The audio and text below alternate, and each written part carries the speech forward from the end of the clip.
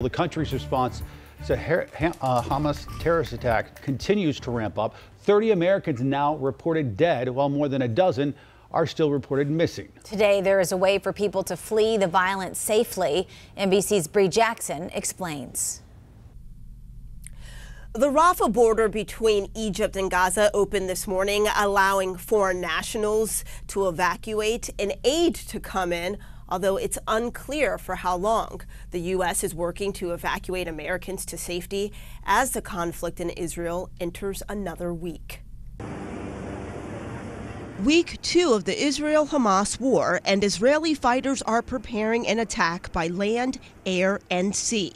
In an interview on CBS's 60 Minutes Sunday, President Biden continued to pledge his unwavering support for Israel while condemning Hamas. The most important thing is ending this brutality and to hold those who committed it accountable.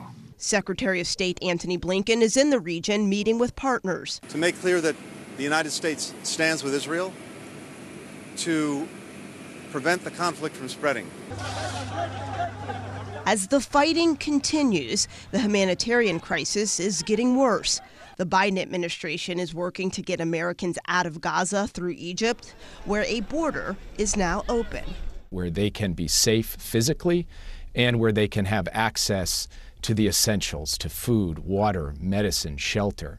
The U.S. is also ramping up efforts to free hostages. Hamas wants to see if they can't get something, and I'm sure there'll be some kind of exchange that they'll be looking for. A bipartisan group of lawmakers visiting Israel was forced to find shelter. After experiencing the dangers firsthand, they vowed to help. We are working very hard to put together a comprehensive package to deal with so many needs that Israel has.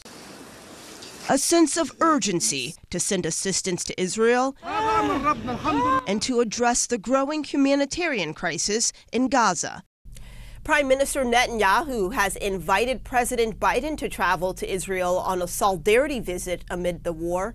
The White House is considering that request.